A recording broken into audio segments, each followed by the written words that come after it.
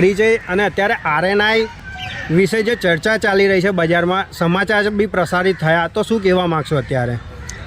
મારો પરિચય પહેલાં તો બતાડી દઉં તમને કે ટાઈમ્સ ઓફ ગુજરાત ન્યૂઝ મીડિયાના માધ્યમથી હું હુસેનભાઈ મુલતાની તંત્રી શ્રી છું. અત્યારે જે બજારના અંદર જે અફવાઓ ચાલી રહી છે આરએનઆઈના માધ્યમથી, આરએનઆઈ પ્રિન્ટ મીડિયા જે કાઢી રહ્યા છે આ લોકો, તે લોકો દ્વારા કમિશનરશ્રી અને કલેક્ટરશ્રીને આવેદનપત્ર આપવામાં આવ્યું હતું કે એમએસએમઈના ઉપર લાયસન્સ બનાવીને લોકો બોગસ પત્રકાર તરીકે એમની છાપ છોડીને ત્યાં આગળ કામગીરી કરી રહ્યા છે.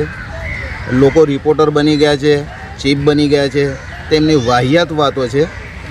ખરેખર તો પ્રિન્ટ મીડિયા જે છે ને પ્રિન્ટ મીડિયાના જે તંત્રીશ્રીઓ છે તે લોકો પોતાના પેપરો દર અઠવાડિયે 15 દિવસે મહિને કાઢતા હોય છે. જ્યારે આ સોશિયલ મીડિયાના માધ્યમથી અને પ્રિન્ટ મીડિયાના માધ્યમથી બંનેની વાતો હું તમને જણાવું તો સેન્ટ્રલ ગવર્મેન્ટે આરએનઆઈનું જે લાયસન્સ ઇસ્યુ કર્યું છે એવી જ રીતે સોશિયલ મીડિયા એમએસએમઈમાં પણ લાયસન્સ ઇસ્યુ કર્યું છે. આ કોઈના પોતાના ઘરે આ લાયસન્સો બનતા નથી. સરકાર તરફથી જ્યારે ઓટીપી આપ લે થતી હોય છે એના પછી આ ઓકે થાય છે. ઓકે થયા પછી આ સોશિયલ મીડિયા માધ્યમ સંદેશવાહક બને છે. અને પ્રિન્ટ મીડિયાની જે કોપીઓ બહાર નીકળે છે, આજના સમાચાર કાલે, અઠવાડિયે, 15 દિવસ અને મહિને નીકળે છે. જ્યારે સોશિયલ મીડિયા જ એક એવું યંત્ર છે કે વહેલી તકે સવારે લાઈવ વિડીયો બને છે અને બપોરથી સાંજ સુધીના અંદર ઇસ્યુ થઈ જાય છે. ને પબ્લિક, દેશની પ્રજા દરેક સોશિયલ મીડિયાના ઉપર દરેક પોતપોતાના સમાચારો જુએ છે, દરેક સંદેશો જુએ છે.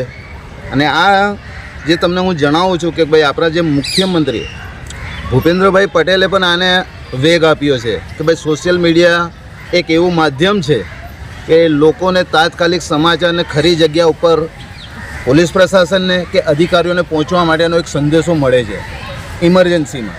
જ્યારે આ પેપર આજના સમાચાર તમને 15 દિવસ પછી આપે તો કોણ જોશે? તો ખરેખર તો આ લોકોની દુકાનો બંધ થતી હોય એવું દેખાઈ રહ્યું છે અને સોશિયલ મીડિયાના ઉપર આંગળીઓ કરતા હોય એવું લાગી રહ્યું છે. આરએનઆઈના તંત્રીશ્રીઓને હું તો ખાલી એટલો જ મેસેજ આપીશ, जिनके घर शीशे के होते वो दूसरों के घरों पे पत्थर नहीं फेंका करते. ભાઈ, એક વસ્તુ બી કહેવામાં આવી છે, એમએસએમઈના નામે બોગસ પત્રકાર એવી ચર્ચા થઈ રહી છે, તો એના વિશે બી શું કહેશો? તો અમને સાબિત કરીને આપે કે અમે એમએસએમઈનું લાયસન્સ અમારું ખોટું છે, અમારે કોઈ છાપખાનું નથી. ને આ જે પ્રિન્ટ મીડિયાના માધ્યમથી આ લોકો જે છાપી રહ્યા છે તે લોકોની પાસે તો મશીન પણ નથી. અને એ લોકો જે છાપી રહ્યા છે બીજી જગ્યાએ છપાવતા હોય ને અમુક લોકોએ તો આરએનઆઈ લઈને બેસી રહ્યા છે. એ બેસી રહ્યા છે, એ છાપતા કરતા નથી, ખાલી કાર્ડ લઈને ઉઘરાણું કરતા હોય છે. ને આ લોકો દર વર્ષે દિલ્હી જ્યાં આગળ આપણી આરએનઆઈની ઓફિસ છે ત્યાં વર્ષમાં એક જ વખત આખા વર્ષના સમાચારો બનાવીને પત્રિકાઓ બનાવીને ત્યાં રજૂ કરતા હોય છે. તે લોકો આખું વર્ષ કોઈ કામ કરતા જ નથી. એવી બી અમારી પાસે સદંતર માહિતી છે. અમે બધું જાણી રહ્યા છીએ અને જાણીએ જ છે. આમાં ખરી સચ્ચાઈ કોઈ છે નહીં. આવનારા દિવસોમાં અમે આ બધી તપાસ કરીને હોઈ શકે તો અમે આના ઉપર માનહાનિનો કેસ પણ કરીશું. જે સોશિયલ મીડિયામાં સમાચાર પ્રસારિત થઈ રહ્યા છે એ આરએનઆઈવાળા બી ચલાવે છે, યુટ્યુબ, સોશિયલ મીડિયા વાપરે છે, તો એ બી એના વિશે શું કહેશો? હવે આ પ્રિન્ટ મીડિયાના માધ્યમથી આ લોકો જે સમાચાર ઇસ્યુ કરી રહ્યા છે, સાથે સાથે આ લોકો સોશિયલ મીડિયા પણ ઇસ્યુ કરી રહ્યા છે. સોશિયલ મીડિયાના માધ્યમથી બી આ લોકો સમાચાર પ્રસારિત કરી રહ્યા છે. ખરેખર પ્રિન્ટ મીડિયાવાળા સોશિયલ મીડિયાના અંદર સમાચાર પ્રસારિત કરી શકતા નથી. પરંતુ તો પછી આને શું કહેવાય? આને શું કહેવાય કે ખરેખર આ કોણ બોગસ કહેવાય? પ્રિન્ટ મીડિયા બોગસ કહેવાય કે સોશિયલ મીડિયાના લોકો બોગસ કહેવાય? હું તો તમને ખાલી એટલું જ જણાવીશ કે જ્યારે પ્રધાનમંત્રી નરેન્દ્ર મોદીજીએ પણ સોશિયલ મીડિયાને વેગ વધુ આપ્યો છે અને આ એક પ્લેટફોર્મ બે બનાવ્યા છે, એક પ્રિન્ટ મીડિયાનું પ્લેટફોર્મ અને બીજું સોશિયલ મીડિયાનું પ્લેટફોર્મ. સોશિયલ મીડિયાના પ્લેટફોર્મના ઉપર દરેક સમાચાર સાચા જ હોય છે. કોઈ દેશ કોઈ પોતપોતાના સમાચારો પોતાના ઘરના બનાવતા નથી. જે શહેરના અંદર જે પણ ઘટના બને છે, જે પોલીસ પ્રશાસનની હોય કે અધિકારીઓની હોય કે સામાજિક પ્રજાની હોય, દરેક સમાચારોને સાચી સેવા આપતા આજે સોશિયલ મીડિયાના માધ્યમથી લોકોને જણાવવામાં આવે છે. અને એ લોકોને ખરેખર તો સોશિયલ મીડિયાના માધ્યમથી જે રીતે સમાચાર આ પ્રસારિત થયા હોય છે તે બિલકુલ સાચા અને બિલકુલ સચોટ હોય છે.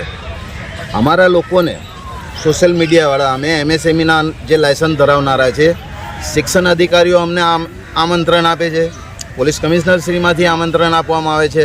અત્યારે ટૂંક સમય પહેલાં જ લીમવાલી મસ્જિદ પાસે સાયબર ક્રાઇમની ઓફિસે